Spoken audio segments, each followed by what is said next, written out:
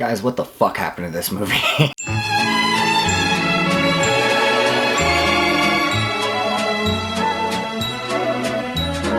All Eyez On Me is the biopic of Tupac's life that we've all been waiting for, but unfortunately, it's a piece of shit. Directed by Benny Boom, director of such prestigious videos as Eyez in the Trap. Bees in the trap. I bees in the trap. I'm gonna buy you a drink. And I go hard in the motherfucking paint. I go hard in the motherfucking paint, nigga. Leave you stankin', nigga. What the fuck you thinking, nigga? Yes, that is who's directing this movie, and that probably should have been a sign as to what's to come. But let's start at the top. The acting. It is that of a Lifetime movie. If Lifetime cast black people. Denai Guerrera, she plays Tupac's mom. She also plays Michonne on The Walking Dead. I think she's great. I feel like she could be another Viola Davis. But in this shit, they don't give her a damn thing to work with. And it's not her fault. It's the writing's fault. Because the way they make it seem is that Tupac's mom only has 3 things to say. And they either start with motherfucker, they end with motherfucker, or the sentence itself is motherfucker.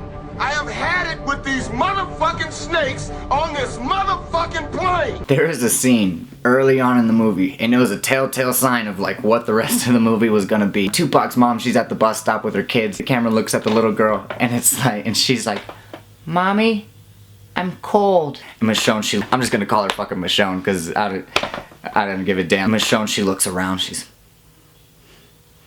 these motherfuckers. And she just fucking walks off. That's it. She's gone. I don't know what happened with the rest of that. Let's talk about the biggest problem of the movie, which is the plot. There is no fucking plot. It makes you think that there's gonna be a plot, but there's none. The movie starts out with Tupac in jail. They bring some interviewer in to come talk to Tupac and see what his life was like, whatever. And so that's how the movie unfolds, is that Tupac is telling his life story through this interview. Kind of like how in Usual Suspects, they bring in Verbal Kint to see how he connects to the heist that went down. And so Verbal Kint, he tells his whole story, big twist, and then the movie ends. But this movie, is you would think at the end of the interview, it's gonna wrap itself up. You get to the end of the interview, maybe like an hour and a half into the movie, and you still have like a whole another 45 minutes to an hour to go. And it is absolutely painful, because when you get to the end of the interview, Tupac told us what he wanted to tell. Granted, it didn't really play out very well because, like I was saying, there is no fucking plot. It's just scenes here, scenes here. Oh, hey, I knew Jada Pinkett. Oh, hey, I was in fucking theater, but like, God, whoa! Even the important parts of Tupac's life, like him dropping his first album, him getting signed the first time, that all happens in the first 15 minutes of the movie. They just breeze past shit.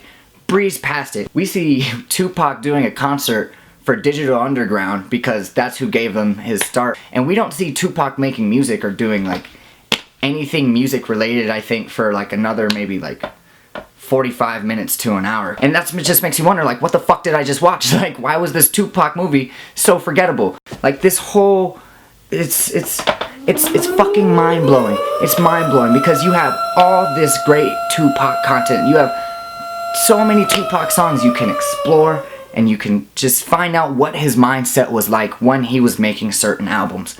But instead of that, instead of exploring what his mindset actually was or what he was going through, they just show events in his life and then they move on to the next event. There's no kind of tension because everything ties itself up with a little knot in the end. There's no kind of theme or message to pull from this. Like in Notorious, for example, it was like, you gotta change the world to change yourself. You had Biggie, you know, he's selling dope, he's freestyling on the corner, and by the end of the movie, he drops Life After Death, and it's a completely different record than what he did the first time because he changed himself from within. And so when he gets shot, it's some heartbreaking shit.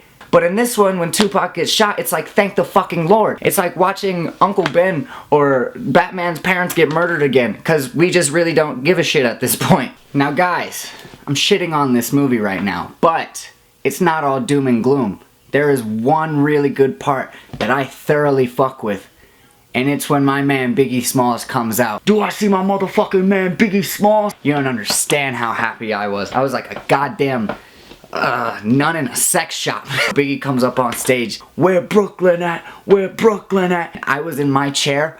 I was ready. I got 7 Mac 11s about 8:30. I was fucking ready. But it wasn't Where Brooklyn at. Guys, I think the biggest job that a biopic should do is to have you at least make you feel like you know the character by the end of the movie. It's the most disappointing thing because I still don't know any more about Tupac than I did before when I walked in the movie. There should be just so many more layers to this movie, but instead it's just a movie where they're just flashing scenes here, flashing scenes there. I wanted to give this movie a C-. When I walked out of the theater, I was like, that wasn't that bad, right?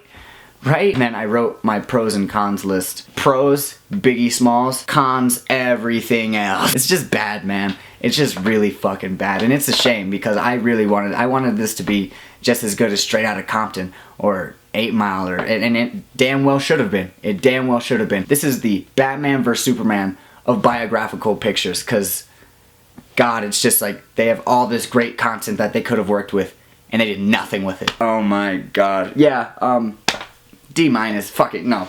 It's an F. It's an F. It's awful. Don't waste your money. Don't waste your money. Please don't. It's a shame.